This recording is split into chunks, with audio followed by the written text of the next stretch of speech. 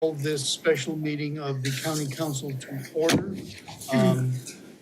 The Pledge of Allegiance and invocation will be done by Council Member Somerville. Would you all rise for the pledge to the flag, please? I pledge allegiance to the flag of the United States of America and to the republic for which it stands, one nation, under God, indivisible, with liberty and justice for all. You would bow your heads, please. At this point, Lord, make us an instrument of your peace. Where there is hatred, let us bring love. Where there is offense, let us bring pardon. Where there is discord, let us bring union. Where there is error, let us bring truth. Where there is doubt, let us bring faith. Where there is despair, let us bring hope. Where there is darkness, let us bring your light. Where there is sadness, let us bring your joy. In your precious name we pray. Amen.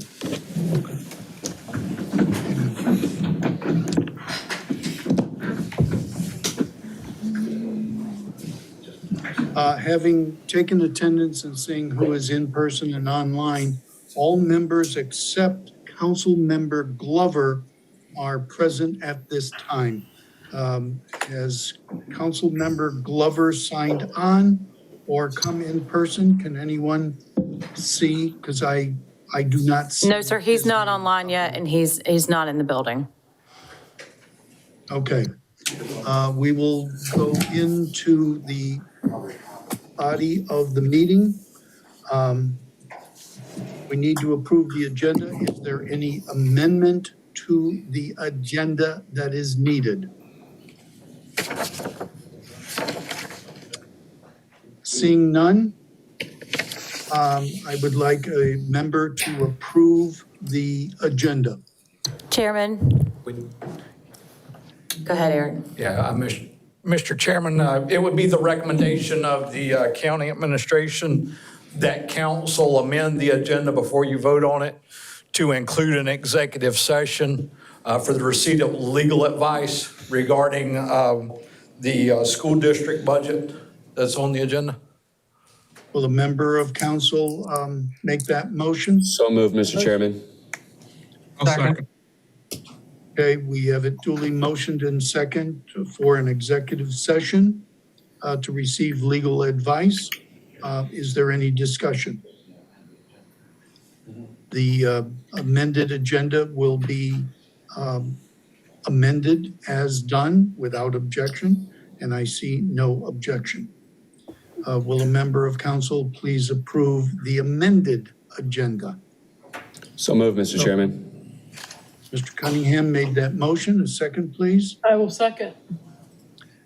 Councilwoman Howard made the second, duly motioned and second for the amended agenda. Is there any discussion? Seeing no discussion, the agenda as amended will be approved without objection. Okay, may I have a motion then to go into executive session? So moved. Mr. Somerville makes the motion. I'll second. Mr. Flewelling makes the second. Any discussion? We will be approving this without objection, and I see no objections. Therefore, we will be going into executive session at 2:04. I don't believe we're going to be in executive session for a period of time, so stay tuned. We'll be back as quickly as we can.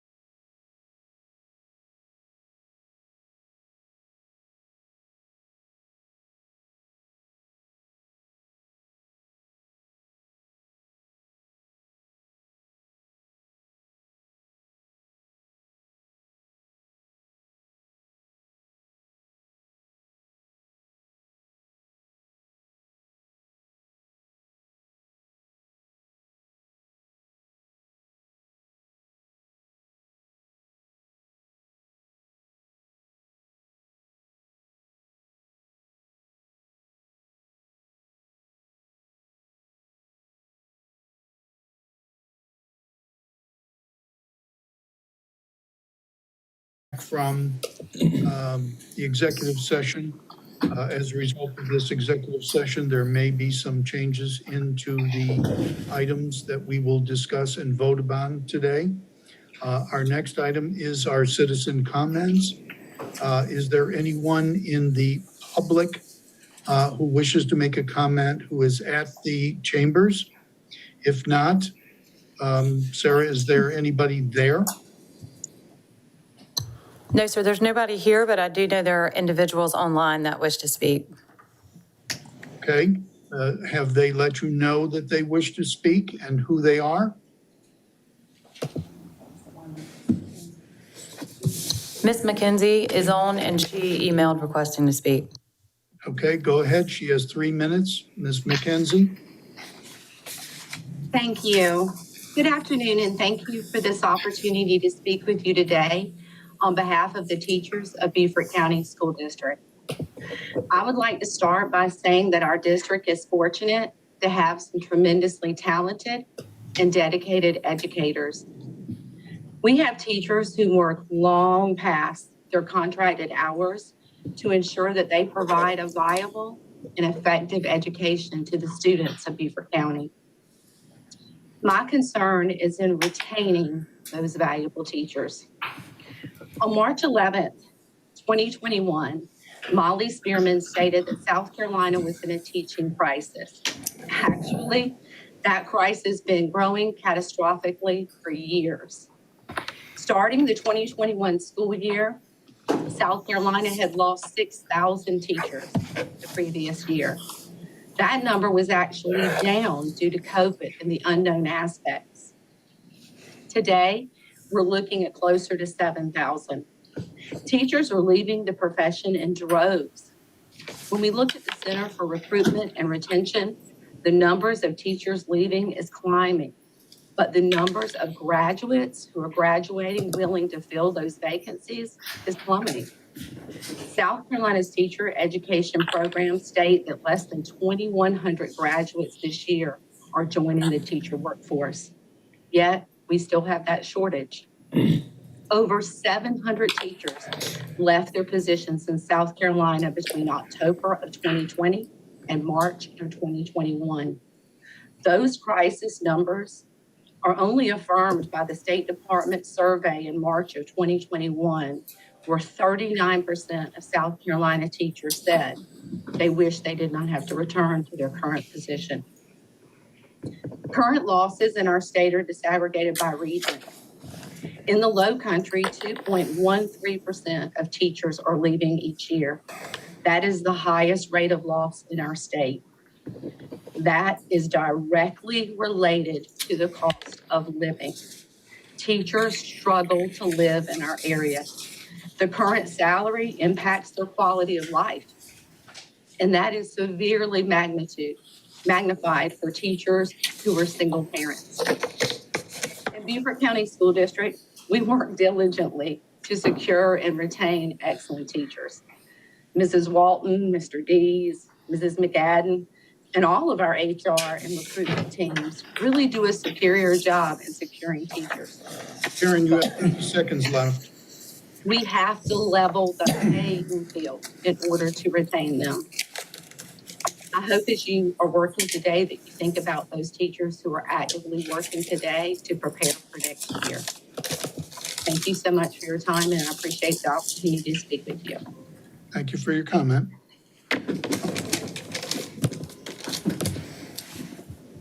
Has anyone else signed up online?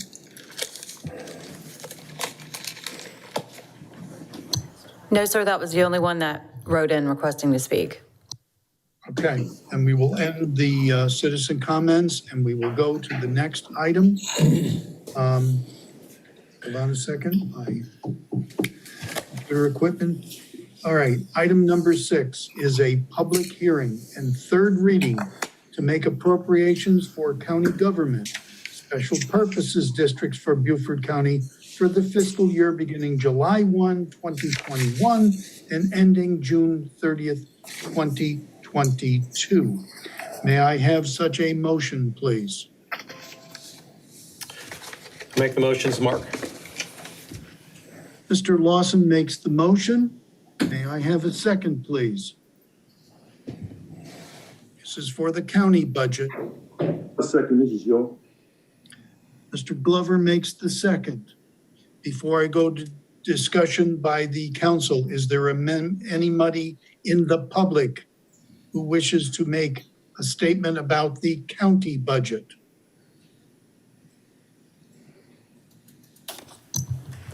No, Seeing sir. none? Go ahead. No, sir. There was someone who wrote in requesting to speak, but he's not online. Okay, then we will close that section. Comments by council members. Yeah, Joe? Mr. Hervashon, go ahead first. Paul can go. I'll go after him. Go ahead, Paul. Yeah, just to be clear, we're going to get into the school budget in just a minute. But on our budget, as I'm reading the ordinance, we are approving the budget and we're also approving a millage amount. And I know this discussion is going to come up when we get to the school district. So I just want to be clear, we're approving, pulling it up right now, we're approving 64.2 mills. Is that correct? I'm not asking you, Joe. I'm just, is somebody from the finance department speak to that?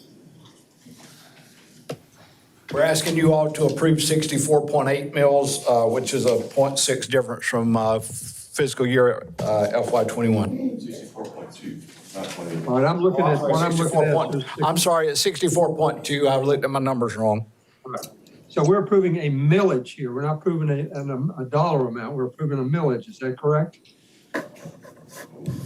Yes. Yes, that's correct. Okay. Because when we get to the school district, we're going to flip it around and try to do the opposite, which is very confusing to me. I mean, I understand the value of the mill changes every single day, probably every minute of every day. So at some point you have to pick a point in time and say, this is the point in time we pick, this is the value of the mill, and this is the number of mills we need for whatever the budget is. So we're picking 64.2 mills with a county budget, which translates at whatever the computed value of the mill is today, it computes out to the budget. So when we get to the school district, I'm going to ask the same question. Why aren't we doing it that way? So there may be an answer to that, but I don't know what it is. So that was my question. Thank you. But Paul, could I follow up on your question? Because I was I have the understanding that in the ordinance, it says that the mill will be set later, officially set later. Is that not in fact true? What the ordinance says is that we can, we may, we might, I don't know, I'm trying to think exactly what the language is, come back and adjust it later on.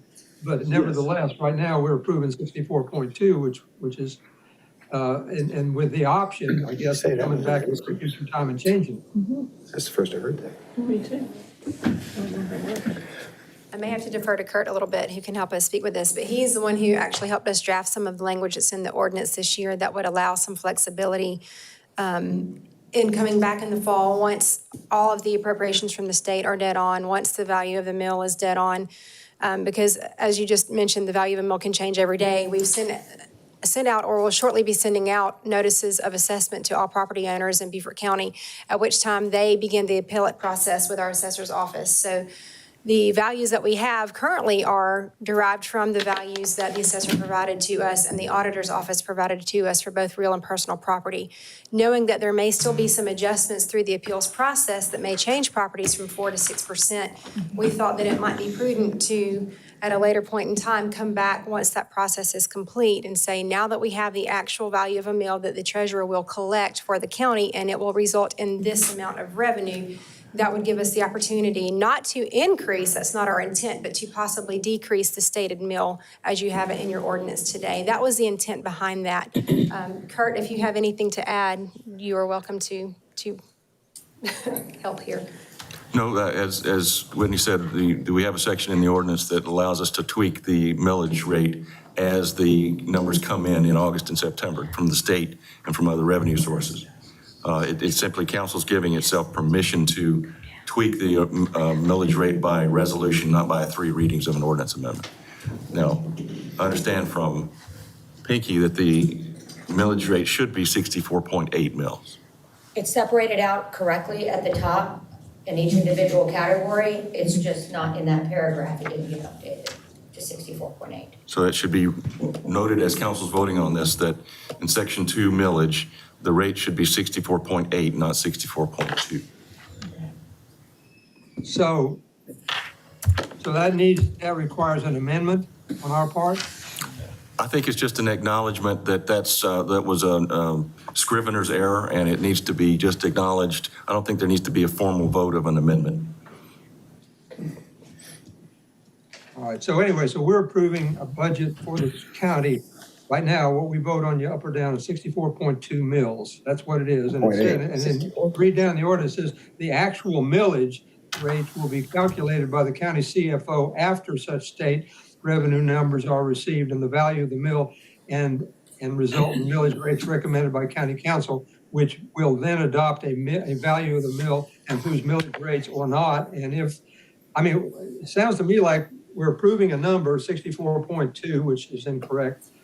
And we're also saying that at some point in the future, it doesn't say exactly when, that we're going to set the millage, which is going to be presumably it could be 64.2, it could be any number. That's correct, Mr. Somerville. Totally confused. That's correct, Mr. Somerville. You are required to set a millage rate by June 30th, which is what we're doing today. But we also recognize that numbers change. The values are established more clearly as numbers come in from the state and elsewhere. So you are reserving the right to tweak that millage as those numbers come in from the state and elsewhere. But you're also adopting a millage rate as of today, which state law requires. So it really doesn't make any difference if that 64.2 is accurate or not, if I understand you correctly. It's just a placeholder. It's 64.8, and yes, it's a placeholder to get us through the statute requirement for a budget by today. But you keep saying 64.8, but I mean, what we're raising our hand to is 64.2. No, sir, that was an error in the ordinance. It should be 64.8. It's not an error. It's not an error in the ordinance. If you look at that graph on your screen right there, all of that, it should equal up to 64.8. The number in the paragraph was Scrivener error of 64.2, but it's 64.8. It's right there in that chart in section 2 under millage. It describes everything, and it adds up to 64.8. But in any event, the actual millage will be calculated by the county CFO after such state revenues are received. Well, I don't know when that is. Does anybody know when that is? September. September, okay, all right, because it doesn't say so in the ordinance. All right, that's fine, I get it, that's what I needed to know, thank you. Mr. Chairman, if I might Go ahead. offer an amendment to clarify all this, I'd like to make a motion to amend the section 2 millage to say in the first line 64.8 mils. A second to that amendment? I'll second. Okay. Mr. Llewellyn made the motion. And Ms. Howard, I thought I heard you. Yes, I did. Correct? Correct. Okay. Any discussion about changing that to 64.8? And Mr. Rodman? I'll note for the record that this is a clarification of the other data that's in the ordinance so it all matches. Right. Right. Duly noted. Mr. Rodman? I'm confused. Easy to do. Did I hear, Eric, you say that this is an increase or the 64.8 is the same as last year? Because we've had continuing discussions about the fact that this was tax neutral on our citizens. So did I hear you right that this is a tax increase? The overall mill rate did increase, but it's only because of the debt millage portion. The operating piece is exactly as it was The last year. operating piece is the same? Yes, sir. Okay. Yeah. And the debt millage, has that been in front of us all the time? Between last year's adoption of the mill rate and this year's adoption, there was about 30-some odd $million of debt that was issued. Okay. So 30, That- 36,775. Sure. Okay, well, that clarifies it. So on the operating side, it's tax neutral. yes, sir. Good, thank you. You're welcome. Any other questions? Okay, Mr. Chairman, I believe the amendment can be adopted without objection. Mr. Cunningham, you had a question? Yeah, I believe when Mr. Summerall was first asking this, your response was that you believe that the millage is actually going to decrease when we finalize this in September, is the projection? I believe there is a possibility that it could decrease. Just checking. Folks, I deal with this every single day of my working life. And I can tell you with near certainty, the millage rate is going to decrease. The value of a mill will increase as we progress through the cycle. Property values are going crazy. We all know it. You read the news. It's there. Okay. Is there any objection to approving this amended item? Seeing no objection, then we will change the paragraph. Chairman, before we move forward, in the language itself, in the numbers of the mill, unless I have the wrong copy, I just twice let the county millage, and I still came up with 64.2. Now, is it 64.2 or 64.8? Because 64.8. 64.8. Oh, okay. 5.3 real estate. Okay, purchase of real estate 5.3. Got it. I don't have that. I had 4.8. Thank you, sir. No problem. Okay. Okay. The Go ahead. item will be approved without objection. I see no objections. Therefore, we will change that paragraph to read 64.8, which, by the way, this caused us a real problem before when the paragraph said one number and the bottom said a different number. So it was appropriate for us to actually change them because this is an official document, becomes part and parcel of the business we transact today. All right, we are back to the main motion, which is the approval of the county budget. Mr. Hervishon. Thank you, Mr. Chairman. Just a quick comment and congratulations to the finance staff, Whitney, Pinky, Hayes, and the rest of the staff. The budget book that we got, I think, it's safe to say a vast improvement on what we've had in the past, and really provides some great context around what we're voting on and what we're approving.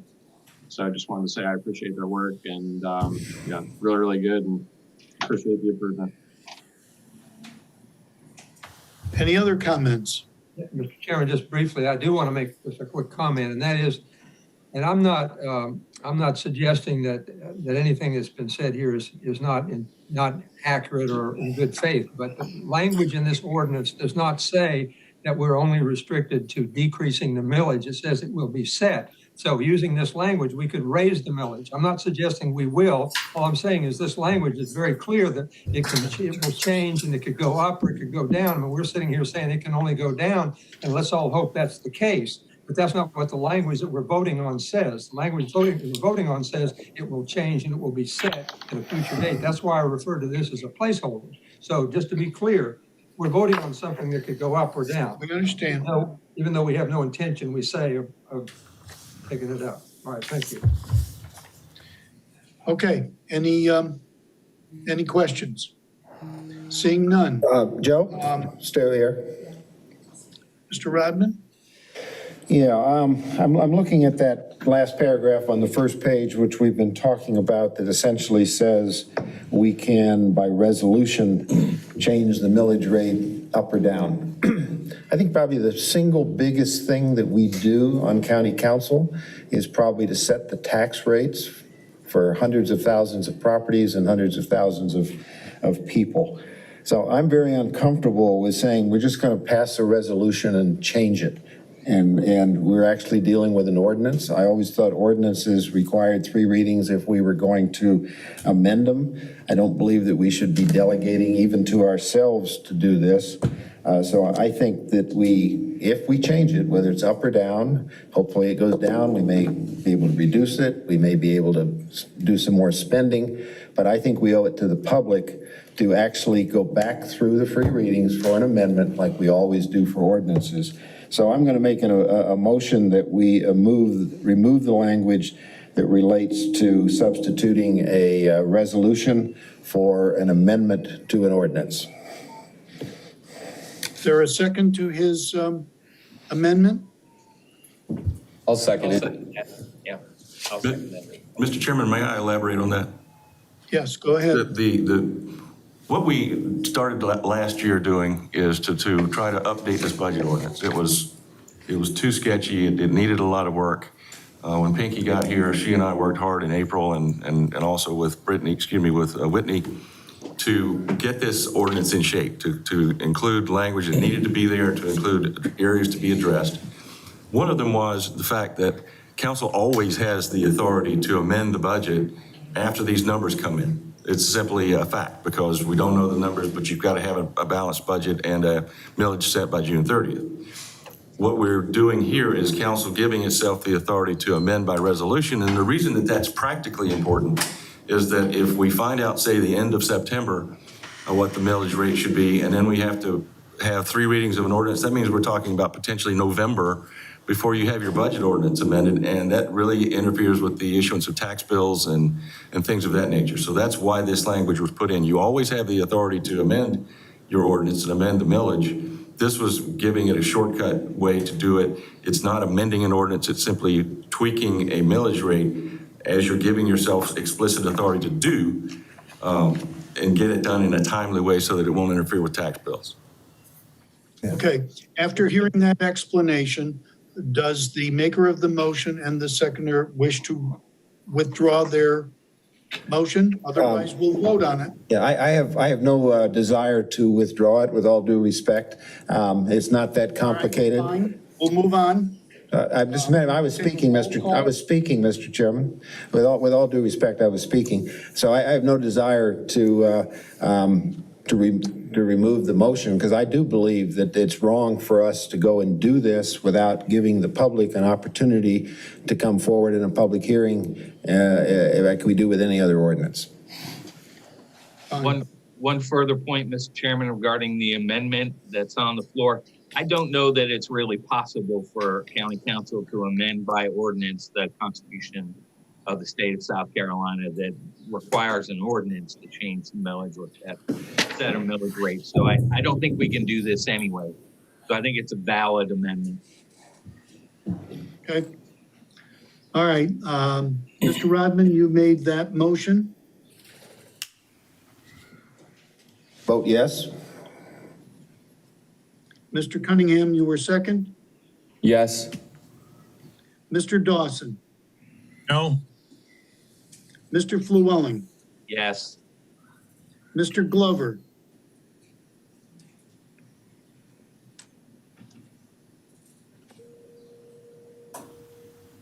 Mr. Glover,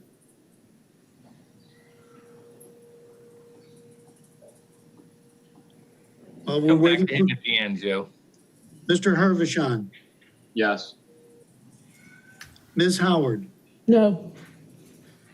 Mr. Lawson, Mark Lawson, no. Mr. McKellen,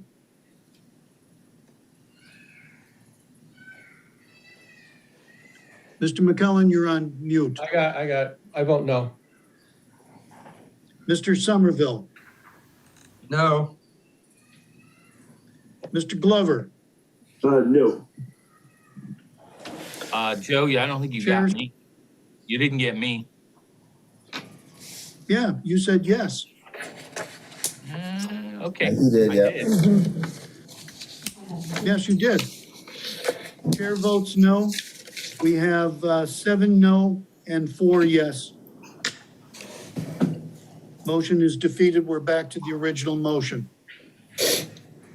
Any other questions regarding the budget before we vote on the budget?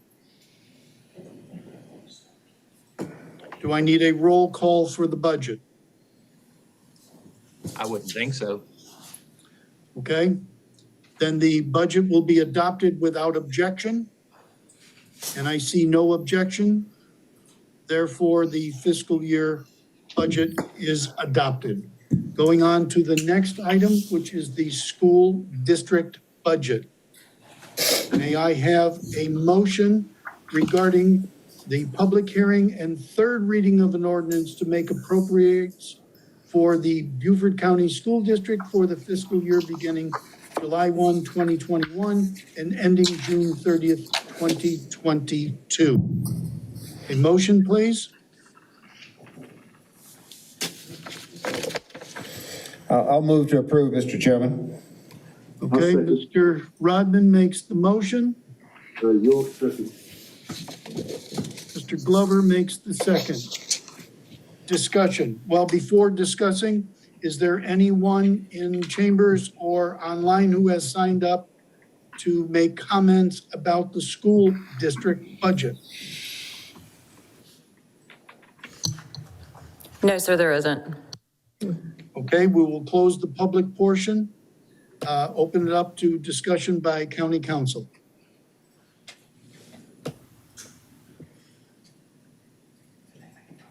I think you have the floor. I saw Mr. McKellen first. Mr. McKellen, go ahead, then Mr. Somerville. Yeah, I'm going to just need about 5 minutes. You may recall 2 weeks ago, I asked the members of the school district who were there to provide me with some information about the program relating to dyslexia. I specifically asked the amount of funds that were appropriated, the number of students who were diagnosed with that issue, and the number of staff that were attending to the students who had dyslexia. The reason I asked that question is I've received anecdotal reports from parents who've said that they were disappointed with the service being provided by the school district, and as a result of that, their children are reading at levels well below where they are placed in the school. And to address the problem, since it wasn't being addressed in the county, that they are enrolling their children out of state in camps for the summer, where there will be people who will specifically address this dyslexia issue. So what I learned from the school district on Sunday night, after I requested this information 2 weeks ago, was that the Department of Education has issued guidelines for the unique educational needs of students with dyslexia under the Individuals with Disabilities Education Act. So there's a federal law that is requiring school districts to have programs to address this issue with students. Under the IDEA, the specific learning disability does include dyslexia, and as such, local educational agencies must conduct evaluations in accordance with guidelines to determine whether a child meets criteria for specific learning disabilities. The school district has required all licensed personnel to receive instructional modules provided by the South Carolina Office of Special Education. And as a result of the updated federal guidelines that included dyslexia as an eligibility for services under the IDEA, local educational agencies are required to implement evidence-based multisensory instructional methods and interventions. This was the gateway year from implementation for the Beaufort County School District was 2016 and 2017. So in answer to the questions that I posed, how many students in the district are afflicted with dyslexia as evidenced by the testing that is required, the answer is we don't know.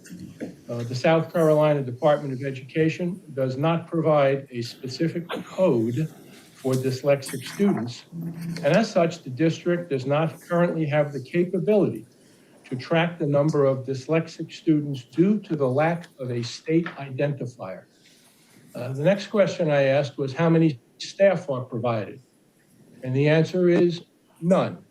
There are no specific staff identified for dyslexic students. teams of teachers support dyslexic students, although they don't know, quite frankly, who they are.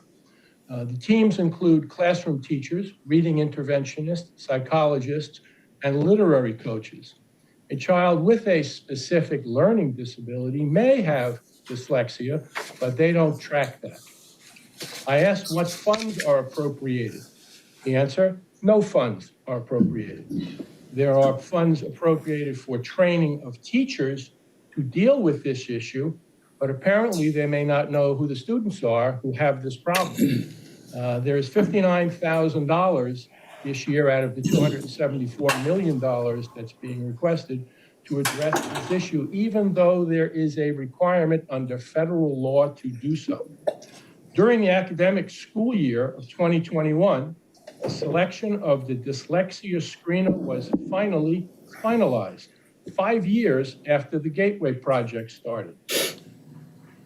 As a result, this instructional year, the Beaufort County School District will be able to collect data regarding students with dyslexia.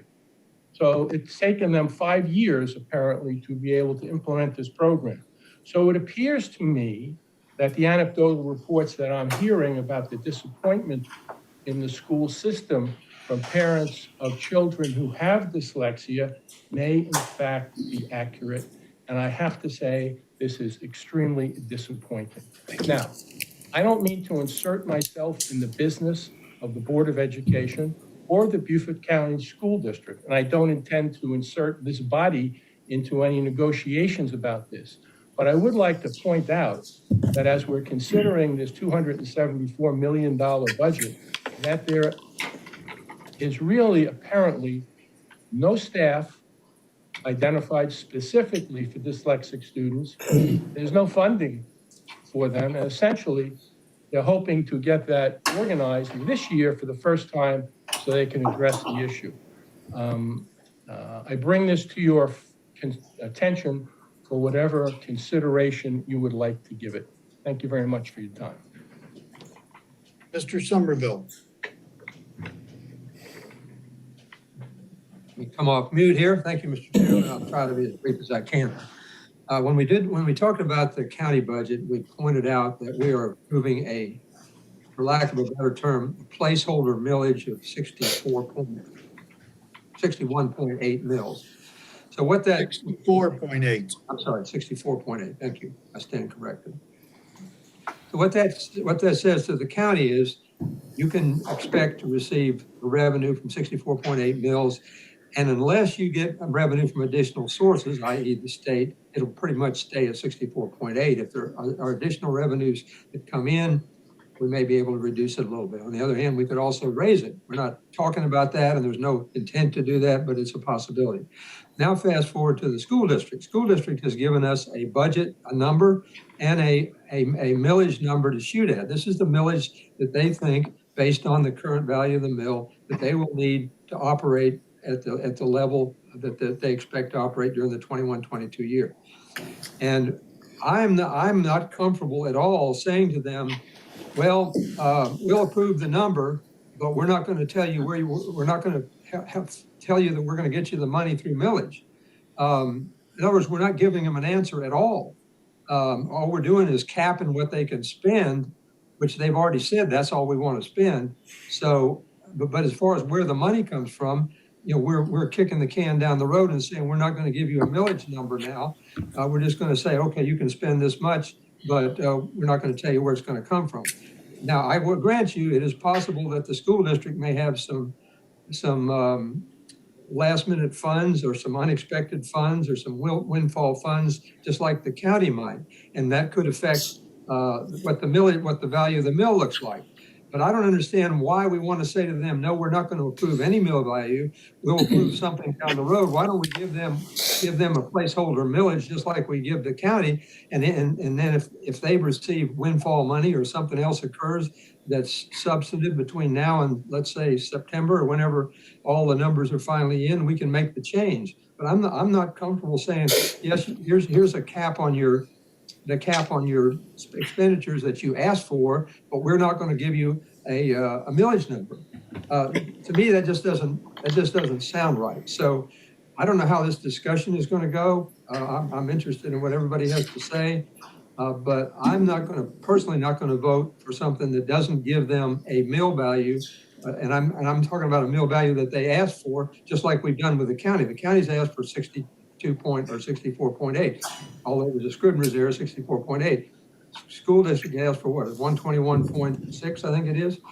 I'm saying, fine, let's give them the 121.6 or whatever that number is. And if there's windfall money, then we can adjust it in September, just like we adjust the county's number. But to say no to them, no placeholder, no approval on any millage number, to me, just doesn't make sense. Thank you. Mr. Rodman? Yes.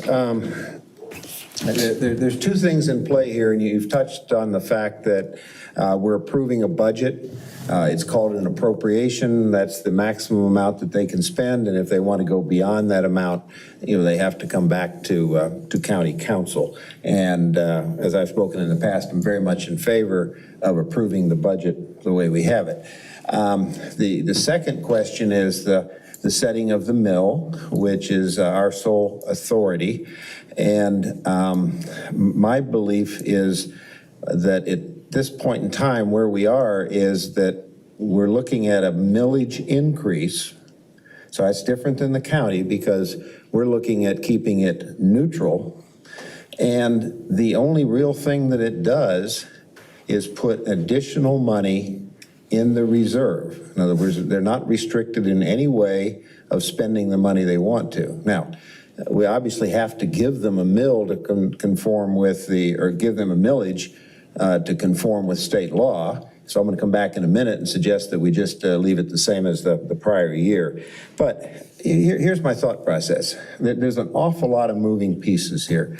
There's on the order of, I think, $70 million that's coming from the feds to the school district. Now, it's got a lot of strings tied to it, how it can be used and everything else. But it'll certainly have some impact on their spending and what they need to draw on from the regular. Secondly, the number that they're suggesting comes from the policy that's set by the school board. And 2 years ago, we went through a very similar thing where we approved a lower mill rate, said come back if you want more. They did come back. We did not approve that. But at that point in time, we were debating whether the reserve would be 13 or 14% of the next year's budget. We're now dealing in the area of 16 to 17%, and they've changed their policy, which 2 years ago was, I believe, 12 to 15%, and now they're in the 15 to 17%. Now, I do think that we'll need to come back. I'm very sensitive to the teacher piece, and if we're underpaying the teachers, I would hope they would come back and ask for some more money for the teachers. But at this point in time, they have not done that. Now, relative to the mill rate, certainly Brian made the point that the mill rate is more likely to go up than down.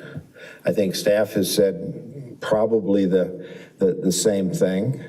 The school district in their submission to us said part of the reason that they set the mill rate is they had not received the input from the county, so they were going to be conservative and set a low mill rate.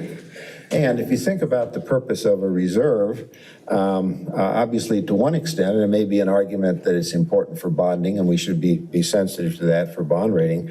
On the other hand, you want reserves for rainy days. In the last 5 years, we've been through 2 hurricanes and a pandemic, and the reserve has served us well, and it just continues to go up. In fact, if you go back 15 years ago, the reserve was more in the order of 8 million, and now we're looking at 46, 48 million.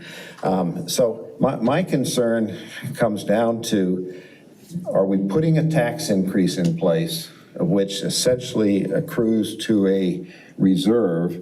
And why would we do that? The rest of the county and everybody else is pretty much, living within their budgets that they had in the prior.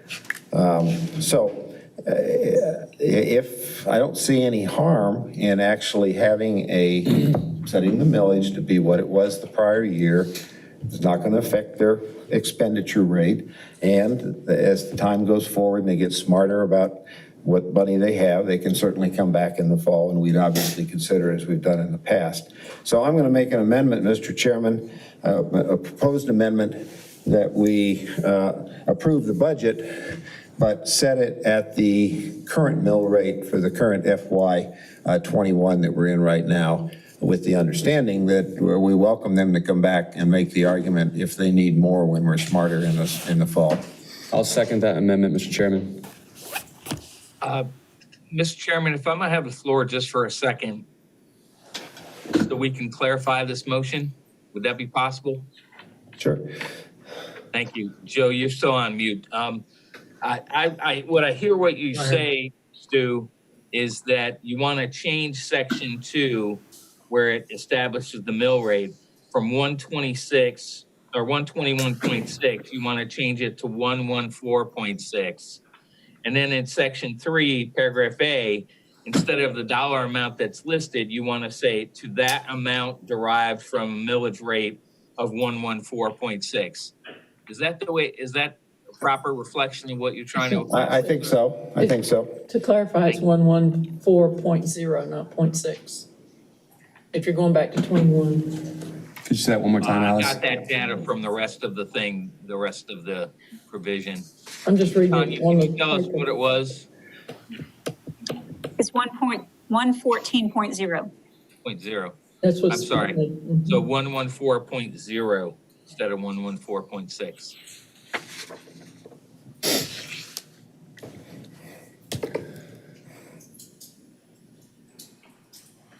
I have bad handwriting. I apologize.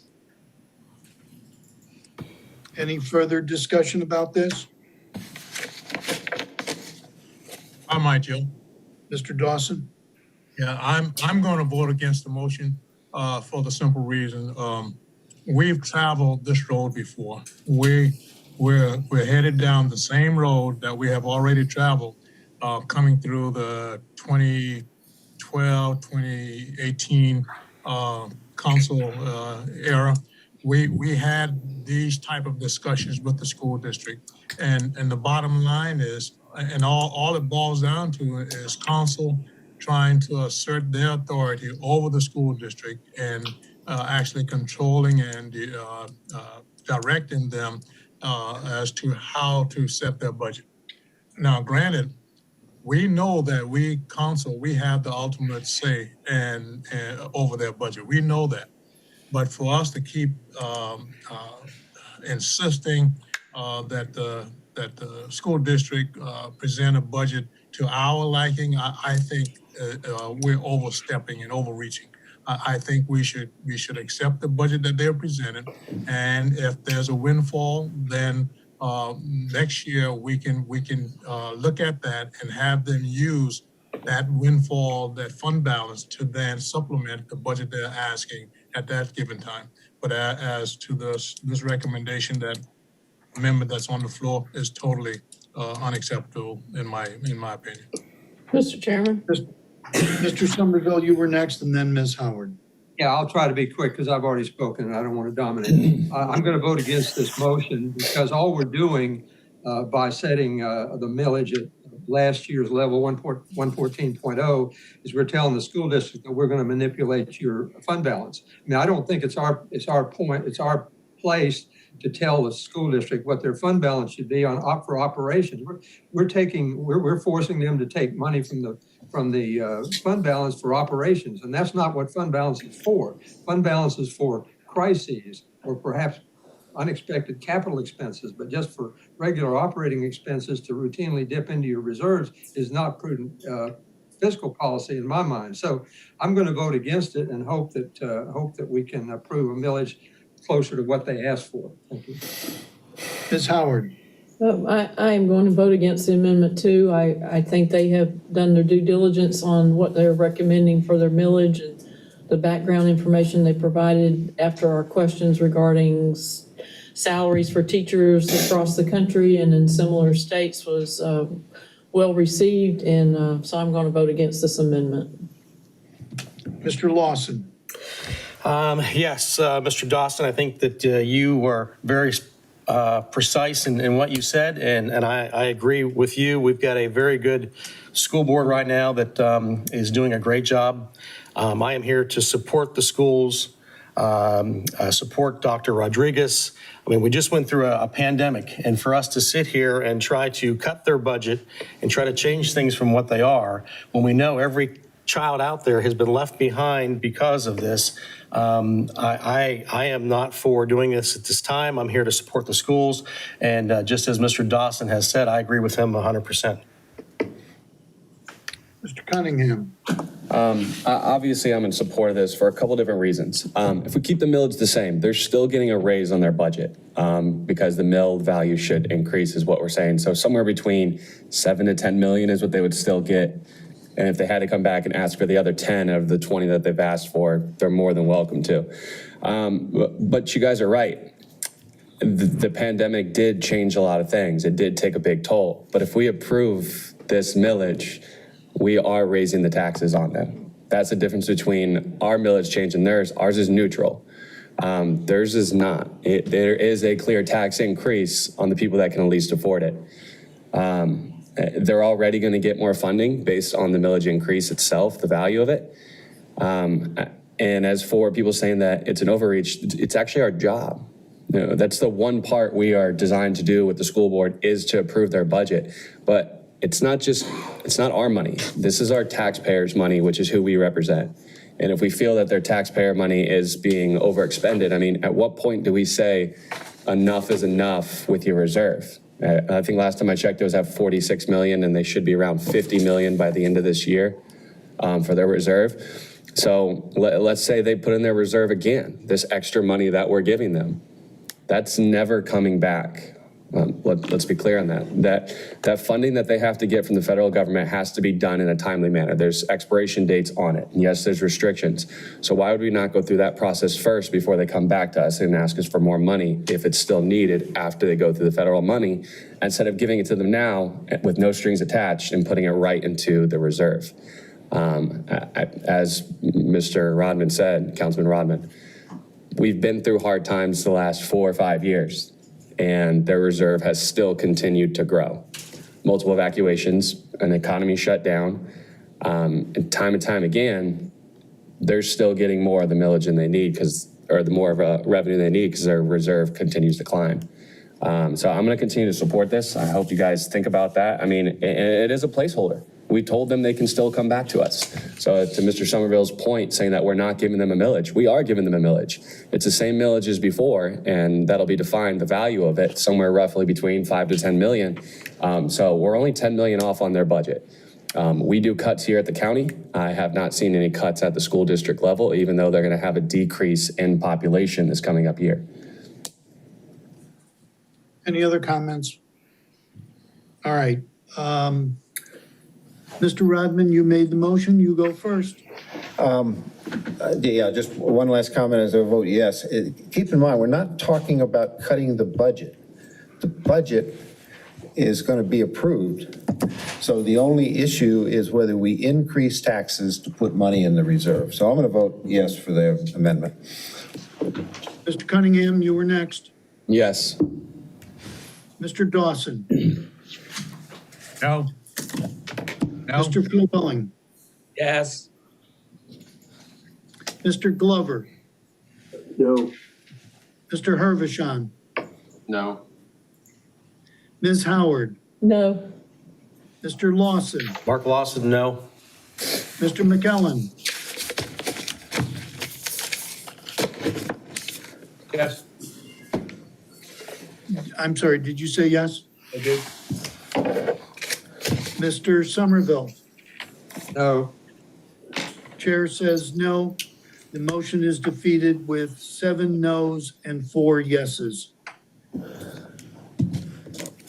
We're back to the original motion. Any further discussion about the school district budget? Mr. Flewelling. Thank you. I think this is the wrong time in an economy to take more money out of the taxpayer's pocket. I think that especially since those are the taxpayers that we many of them are the ones we worry about the most, the people who are renters. And don't forget the everyday person, every single person who owns a vehicle or a boat pays the 6% tax rate on that. Businesses pay the 6% tax rate on all their furniture, fixtures, and their property. Rental property, the very teachers we worry about not being able to live up to the standard of living in Beaufort County, they have to pay an increased rent in order to cover this tax increase. I own rental property, and I can almost guarantee that there will be a rental increase this year to pay for the additional taxes that are necessary. So, you know, I think this is a bad time of the economy to do that, as we're entering what we hope is a recovery. We see an increase in lots of different costs of living around the country and around the county. I think it's just a bad time for a tax increase, folks. Mr. Hervishon.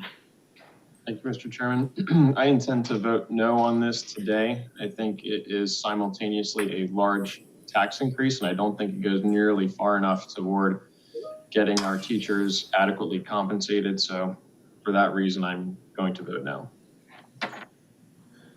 Any other comments? Mr. Cunningham. Now, you knew you couldn't get away from me saying something, Mr. Pasternak. Come on. All right, a couple different things. Some of this I didn't actually intend on saying, but Ms. McKenzie called in and brought a lot of things to light that I've stated before. I don't know if she called in exactly in support of the budget or not in support of the budget, because as Mr. Hervishon said, it's not enough to fix the teacher situation that we have. What I find interesting is she did state that Beaufort County is the worst county in retention in the state of South Carolina for teachers, the worst. Yet we are not the highest in cost of living. But the other issue I do have with that as well is we have a school board that has been doing a phenomenal job. You know, I do think things are on the uprise. But we also had a school board unanimously vote in favor of impact fees for our schools, which hurts those very teachers that they're trying to keep employed. Because Mr. Foiling said it best, there is going to be an increase on their rent. There's going to be an increase on first-time home buyers. It is $9,500 to now build right off the bat impact fees for a single-family home in Beaufort County. That is difficult for teachers. So this pay raise that we want to give them, which they should have and then some, just went right out the window with the impact fees that we're about to put on places that they want to live in and rent or own. So I do find that counterproductive. It's a catch-22, which you guys know I voted no on those impact fees for that exact reason. It hurts our workforce housing, including our teachers. The other thing I have a couple questions on. I asked a couple questions on the morale of our teachers, and I believe Tanya's on here, so maybe she could weigh in on a couple of these. We can converse a little bit, but I was given a spreadsheet of, I think we all were, of a survey done. It looks like it was done in spring 2021. To no surprise of anybody, the lowest response for, am I satisfied with the salary I earn? Only 35% of people agreed to that. We all agree that's an issue. The next closest things on there, between 76 and 81%, is appreciation, 76, workload and outside life, and public recognition. Those are, and also collaboration and trust. Those are some of the very things that I highlighted in the first meeting, which are the lowest on this spreadsheet right here. Now, if you read down the very first line of when this was taken, it was taken 2021. My question is, how many of those members were faculty and how many of those were staff, as in teachers? Because there's a difference between a teacher being appreciated inside of a classroom and the full faculty of a school or Beaufort County School District to skew those numbers. My other question would be is, did you serve the people that were surveyed? I know you have exit surveys.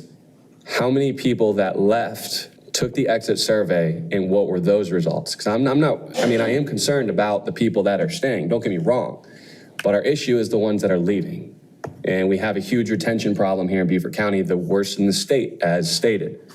I didn't get a lot of those answers to me. I got this survey here. Maybe Ms. Tanya could enlighten me on a couple of those in a moment. But it genuinely comes down to a tax increase right out of a pandemic when businesses are trying to open back up and you're just putting more hardship on Beaufort County. In 3 months, we've already improved new impact fees, putting Lost on a budget. Now we're talking about an increase on taxes for property owners, and then we're coming back next year for another transportation tax.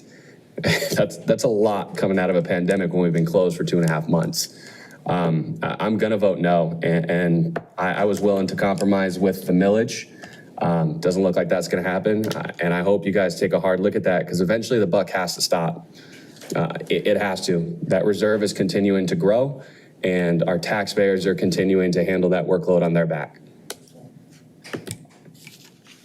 Any further comments before we vote? Mr. Glover? Thank you, Mr. Chairman.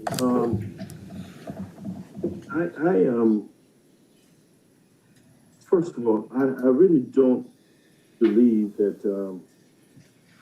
teachers' pay is that much of a problem as far as retention is concerned. I think there are other underlying issues in the school district that's affecting retention. And I don't want to get into any discussion because I don't have data on it.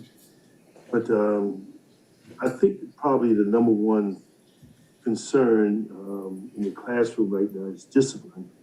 And the school district, we talk about getting a handle on discipline in the classroom, in the school system. And I think they really need to look at that completely. I'm sort of disappointed that a 7.6 millage increase is being asked.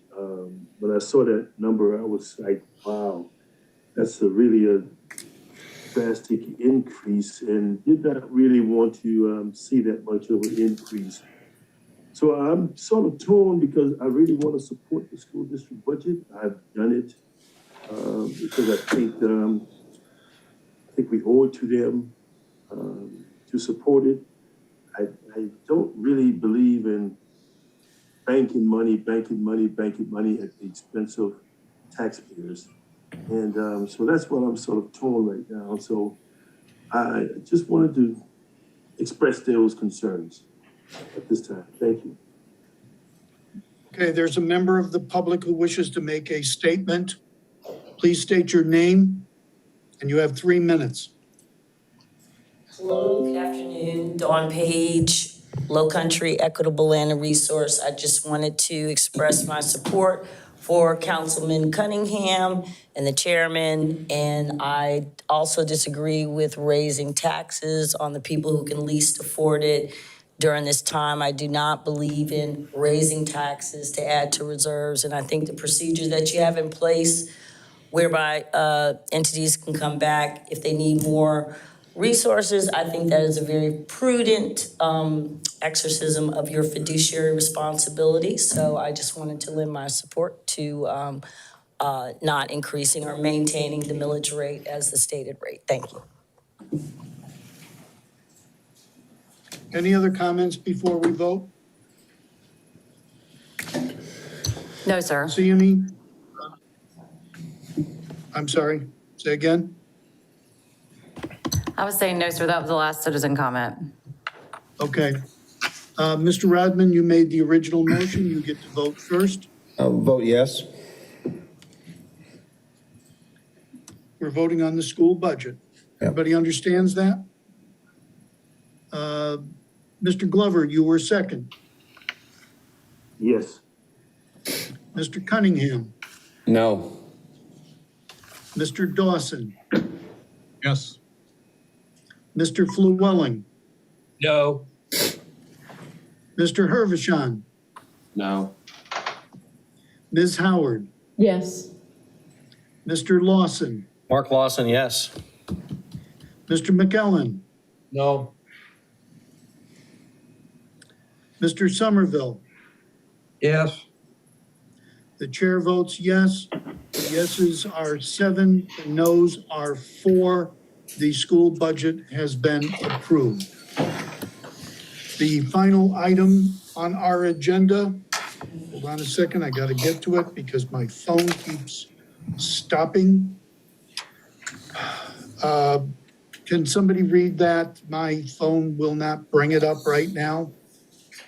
Sure, Mr. Chairman, if I might, it's Thank you. item number 6, the recommendation of award, RFP, and then a bunch of numbers for recyclable collection and processing services for Beaufort County, $1 million.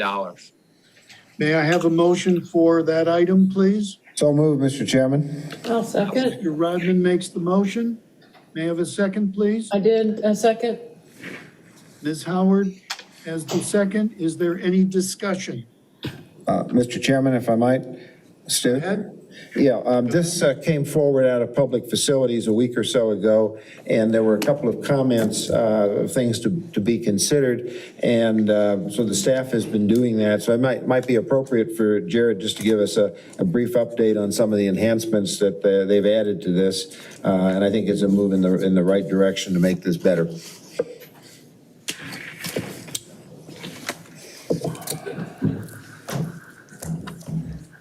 Thank you, Chairman Passman, council members. So yes, this was approved at Public Facilities on the 21st. There was a couple items that were discussed in public comment as well as just open discussion. One of those being the transfer of the glass material and the recycled products that are collected at our convenience centers. We have worked with the proposed vendor Waste Management as well as Glassworks. It was called out in the RFP that those materials be delivered to Glassworks. So that understanding was made clear. Also, we worked out with Glassworks and Waste Management to transfer those materials such that they're not contaminated. There was a discussion with that between the two vendors. So we have worked that issue out. Another a note that was made was the actual cost of the $1 million contract. That's what's budgeted for the contract. Waste Management, there's a item there as backup information material as far as our historical data as it relates to the quantities that we process in the recycling of this RFP and what those costs are. So this contract, there is a 10%, basically a 10% cost improvement between what we have currently and what's proposed with Waste Management. So we're satisfied with that, as well as it provides contingencies for potential overruns in growth and population growth and the use of recyclables, as well as the recycling market that fluctuates pretty severely from time to time. So those were all followed up since our PFC meeting last week. Thank you. If I might, Mr. Chairman. Mr. Llewellyn. Yes, Jared, but you are comfortable with the increase, the amount. I mean, we spent, I don't know, $700 and some $1,000 last year. You think that we'll be well under that enough so that we're not going to need to amend the budget? Yes, that's our what we have budgeted is to accommodate for those potentials. Yes, so we feel comfortable as staff. Appreciate it. Thank you, Mr. Chairman. Thank you. Any other comments before we vote? I think we can do this without objection, sir. Yeah, that was what I was going to say. Then this item will be approved without objection, and I see no objections. Therefore, the item is approved as it stands. Okay, that is the final item. We have one more. One more. Oh, go ahead. The recommendation of award of SC 170 design contract near-term improvements, $207,003. I make the motion, sir. Thank you, Mr. Llewellyn. May I have a second for that motion? I'll second, Stu. Stu says the second. Is there any discussion about this item? Just the background, if I might, Mr. Chairman.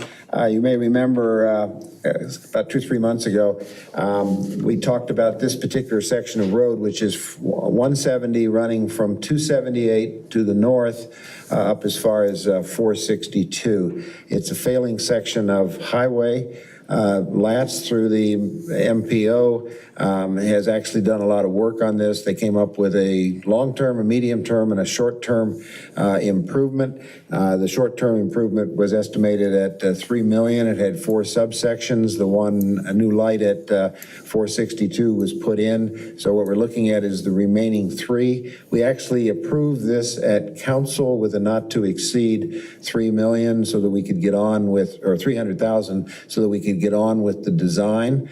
And the reason for bringing this back is that the recommendation would be to use the design vendor that did the work identifying what we needed to do in the long, medium, and short term. And so given that it was a non-competitive bid, we thought we ought to give council an opportunity to reaffirm their prior decision to award. Thank you. Any other comments? This will be approved without objection, and I see no objection, so this item has been approved. Is there any further business to conduct before we adjourn? Seeing none, this meeting is now adjourned. Thank you, everyone.